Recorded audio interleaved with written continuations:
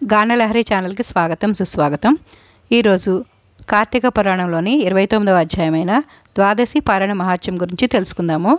విష్ణు చక్రం అదృశ్యమైన తర్వాత అంబరీషుడు పాపరహితుడైన దుర్వాస మునీంద్రులకు సాష్టాంగ నమస్కారం చేసిన తదుపరి, మునివర్య, పాపకోపంలో పడుతున్న గృహస్థుడైన నన్ను క్షమించి నా అతిథి సత్కారాలు స్వీకరించుము. మీరు తిరిగి నా గృహానికి రావడం వలన నేను రక్షించబడ్డాను. నన్ను మీరు రక్షించడానికే వచ్చారు. లోకాన్నంతటినీ భయపెట్ట మీకు భయం ఎక్కడిది? భయం అనే వంకతో నన్ను రక్షించడానికే మళ్ళీ మా గృహమునకు వేంచేసితిరి. మరలా దర్శనమిచ్చి ప్రాణదానం చేశారు అంటున్న అంబరీషుడిని దుర్వాస మునీంద్రుడు ఆలింగనం చేసుకునే ఆనందంతో, ఓ రాజా, ప్రాణదాత తండ్రి అనబడతాడు.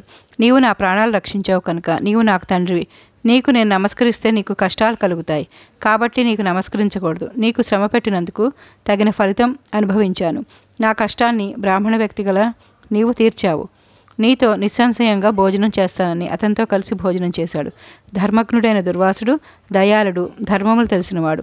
విష్ణు భక్తుడైన అంబరీషుడిని పరీక్షించాలని ప్రయత్నం చేసి అతని భక్తిని నిరూపించి అతనిని పొగిడి దుర్వాస మునీంద్రుడు వెళ్ళిపోయాను.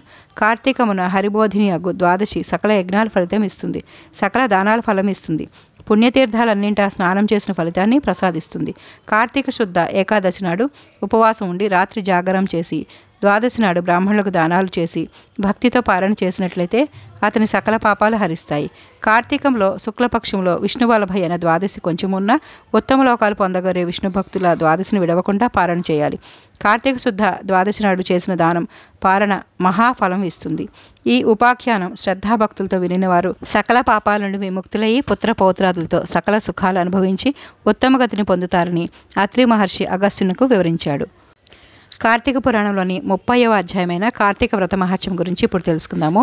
మహామునులంతా సూత మహర్షి చెప్పిన పవిత్రమైన శ్రీమన్నారాయణుని మహాత్మ్యం విని కార్తీక వ్రత మహాత్మ్యం వినాలని ఆసక్తితో, ఓ మహాత్మా, మేము కార్తీక వ్రత మహిమ వినగోరుచున్నాము. కలియుగంలో పాపపు ఆలోచనలు కలవారికి, రోగంతో ఉండిన వారికి కానీ, సంసార సముద్రంలో మునిగిన వారికి ఉత్తమ గతి ఏది? అన్ని ధర్మములకెల్లా మోక్ష సాధనమైన ముఖ్య ధర్మం ఏది? ఎక్కువ ఫలాన్ని ఎవరిస్తారు? ఏమి చేయడం వల్ల చెడు కోరికలు తొలగిపోతాయి? సులభంగా ఉత్తమ గతి ఏ విధంగా లభించును? చెప్పమని వేడుకుంటున్నామనిరి. వారి మాటలు విన్న సూత మహర్షి, ఓ మునులారా, మీరు చాలా మంచి విషయం అడిగారు. మాధవుని చరిత్ర చెప్పమంటున్నారు. మానవ శ్రేయస్సును కోరిన మీ ప్రశ్నలు ఉదాత్తాలు. ఈ ప్రశ్న వల్ల మీకు ఎంత కలుగుతుందో అంత ఫలితాన్ని మీరు పొందుతారు. సకల శాస్త్రాలు అధ్యయనం చేసిన ఓ ఋషులారా, వేదంలో చెప్పబడిన కార్తీక వ్రతాన్ని గురించి చెప్తాను, శ్రద్ధగా ఆలకింపుడు. దానిని గురించి చాలా వివరంగా చెప్పబడినది. అదంతా నేను వర్ణించలేను, క్లుప్తంగా చెబుతాను. విష్ణు చరిత్రాన్ని వినగోరేవారు సంసార సాగరా నుండి తప్పించుకుంటారు.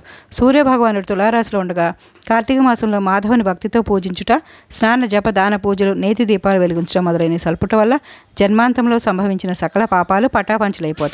సూర్యుడు తులారాశిలో ప్రవేశించింది మొదలు నారాయణ భక్తిపరుడైన ఎవడు మాసమంతా కార్తీక వ్రతం చేస్తాడో వాడు జీవన్ముక్తుడు అనబడతాడు. ఈ వ్రతాన్ని ఆచరించిన వారు అధములు అనబడతారు. కార్తీక మాసం ప్రారంభం కాగానే కావేరీ నది స్నానం చేసిన వారు దేవతలచే పొగడబడుతూ ఉండగా వైకుంఠాన్ని చేరతారు. ఏ నదిలో స్నానం ఆచరించినా ఈ ఫలం దక్కుతుంది. నెలలన్నింటిలోనూ కార్తీక మాసం అత్యుత్తమం. వ్రతాల అన్నింటికల్లా కార్తీక వ్రతం గొప్పది.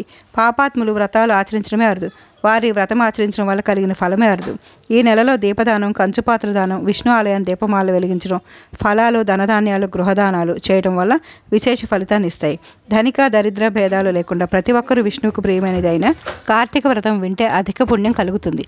పాపాలన్నీ హరించి అధిక ఫలితం చేకూరుతుంది. ఈ అధ్యాయం విన్నవారు ఇహపర సౌఖ్యాలు రెండింటినీ పొందుదురు. సర్వే జనా సుఖినో. కార్తీక పురాణం 30 అధ్యాయాలు సంపూర్ణం.